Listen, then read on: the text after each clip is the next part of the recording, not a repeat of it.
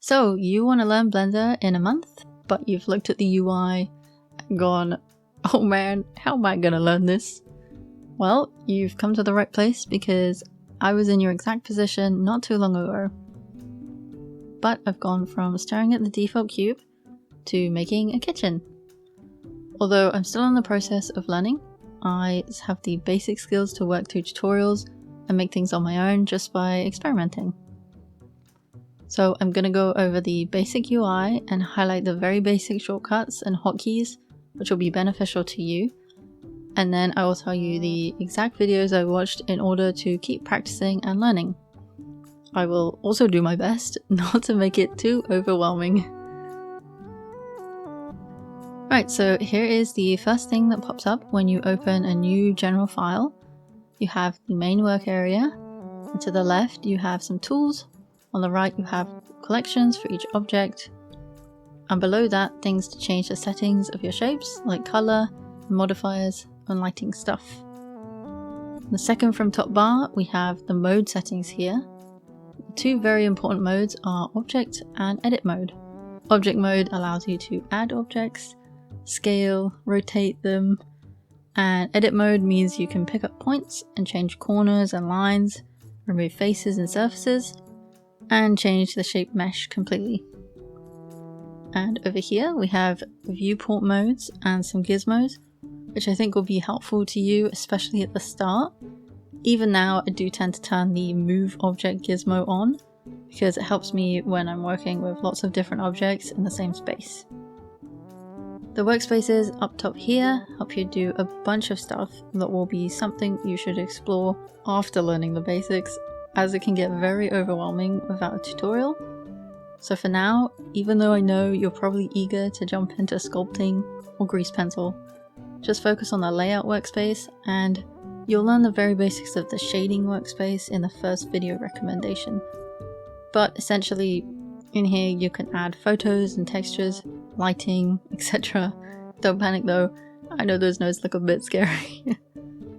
But back to the layout workspace, I'm going to briefly go over the basic hotkeys and shortcuts that are essential when starting out.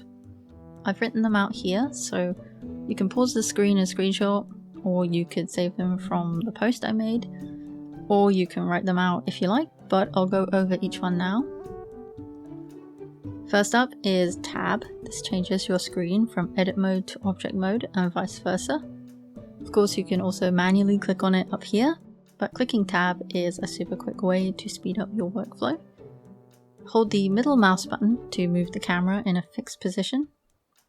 And if you want to move around, then hold shift first and then middle mouse button. Click on an object specifically to select it in object mode, or just click A to select all. Now of course we have our cube already here as default, but the one advice I always hear is to delete it and create a new one. So I'm gonna keep doing that. But of course to add a new one in, you just need to click Shift and A. The add menu pops up and you can add things like cubes and cylinders. As you're just starting out, don't worry too much about these other things here. So now you've got your cube, G is grab or move, R is rotate, and S is scale. Now if you want to do this on the axes, then you just need to hold one of these down and then add X, Y, or Z. So holding G, this is X, Y, and Z. Holding R, this is X, Y, and Z. And holding S, this is X, Y, and Z. If you know art programs, you'll know Control Z, Z, Control Z is undo and Control Y is redo. If you want to make a new mesh, like a cube, then you can just click Shift and A again, or if you want to keep the same shape, then you can Shift and D to duplicate.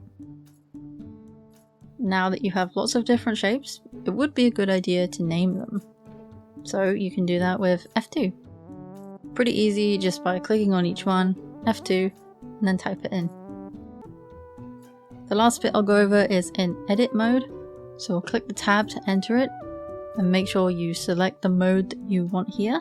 Basically what it is that you want to edit, the vertex, edges or faces. If I click on faces, there are a couple of things you can do here. I'll just show you a few at this stage, but you can press E to extrude, I to create an inset, and then I can extrude again if I want to. I can also create a bevel with Control and B, which is adding to the edges and making them look smoother. You can also do this in the modifier tab, but again, you'll learn that easily as you go along.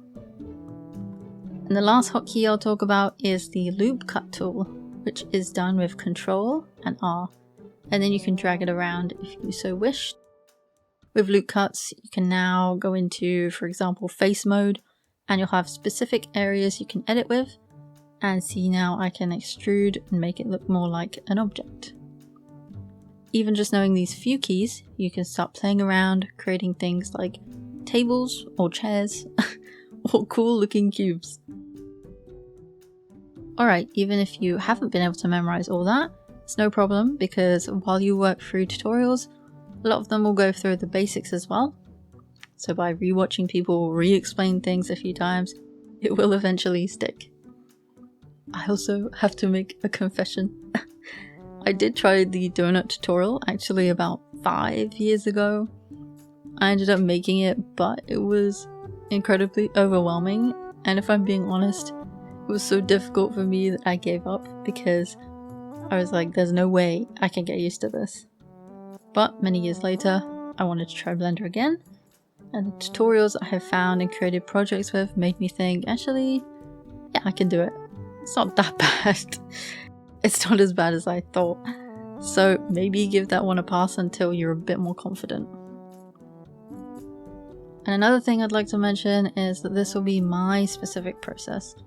I had the intention to learn how to make furniture and rooms for backgrounds, and have an interest in learning character modeling in the future. But for the parts where I freestyle making things, feel free to change these parts to whatever you are interested in making, as you learn a lot quicker making things you want to make. I will be leaving all the links to these videos in the description below as well. But the first video I watched, and honestly can't recommend enough, no matter what you want to make in the future, is this series by CG Fast Track. And it's the Blender beginner tutorial, where you first make a Minecraft looking building, which helps home in on moving objects, bringing them together, duplicating, adding textures, which also goes into the shading workspace. Here's how mine went. And then we get to go into making a cool sword. Mine turned out a little different, as I got a bit confused at some points, but I kept going with it, and I made a pretty decent sword. I will mention the bloom got removed in the recent Blender versions, but a lot of people have said how to rectify this in the comments. So I do also recommend reading the comments while you go through tutorials. If you don't know what bloom is, you will understand in the video. But yes, like I said, this is the #1 tutorial I recommend. It's super easy to follow and it goes over everything, so if you're only going to watch one tutorial, this would be it. I then got a bit overconfident and decided to jump into this isometric bakery tutorial by Twain Oleg, which I'm not sure if doing it as the second tutorial ever was the best idea for me, because it's made for people who already have some knowledge in Blender, but I liked it all the same, and I actually think I could go back and work through it properly now. I admit, may have been a little hasty, which is probably why I didn't finish it, but I got this far, and I did learn some extra tricks, especially making the window with the Boolean modifier. That was a big eye-opener for me, so although I didn't finish the tutorial, I did end up learning some extra tricks here and there, which helped solidify my basic knowledge. So now I knew I could attempt a room, even with everything that I had learned so far, which is exactly what I did. Ta-da! I actually played around with the tools without a tutorial, and I made a small bedroom. Very basic, I know, but I actually used it in a recent animation because I just had it sitting there doing nothing for the longest time. Even though it's super basic, I recommend trying things out yourself without tutorials, because while you're working through it, you can make mistakes, look up how to solve problems, and in doing so, you're building your foundations for how to work more streamlined. So when the problem comes back, you'll be like, I know how to work around this. So although this part isn't a video tutorial, I would recommend playing around in Blender yourself. Me and my friend, who was also learning with me at the time, decided to try low poly. So the next tutorial I did was this one by Illusion of Mana, low poly with Blender tutorial. And I actually really liked how this was paced, and I recommend this especially for anyone who wants to branch a little bit into UV and texture mapping, as it's done in an easy to understand way. After that, I made some low poly furniture, which really was just adding texture to shapes, which I was starting to get the hang of. Then I took another break from long tutorials and instead started working on furniture for rooms. To be honest, for each one I was watching really speedy tutorials for specific items and then editing a bit of them to fit into the rest of the room. This was so fun to do because I felt like I was learning so much in a short space of time, and I was getting quicker at understanding a tutorial even though they would not give much instruction or any at all, and I would just try and watch them as they go and try and copy how they did it.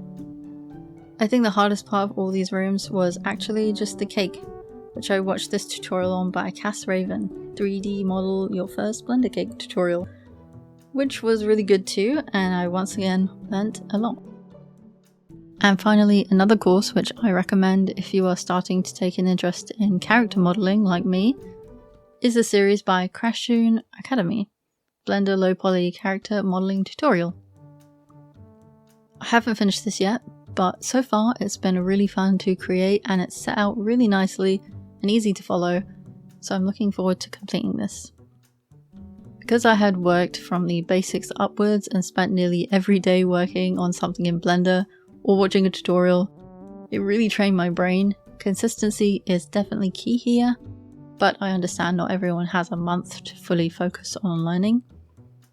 I think at the very least, if you want to learn in a short space of time, you'll have to sacrifice a few weekends, and if you can, even just for 10 minutes a day or every other day, just going through the hotkeys, making some random shapes.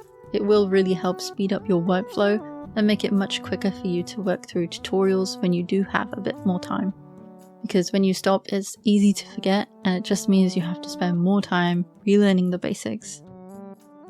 I love Blender so much. It's got so much to give, and the possibilities are endless. I sometimes go through waves of watching something, I'm like, that's so cool. I want to learn how to make that too. But we all start from somewhere, and building up the fundamentals is very important in this type of software. But once you have it down, you'll go crazy and start seeing everything in grey, thinking about beveled edges and how long it would take to make. I'm totally not talking from experience. But it's really rewarding, and I hope you enjoyed watching. Happy blendering.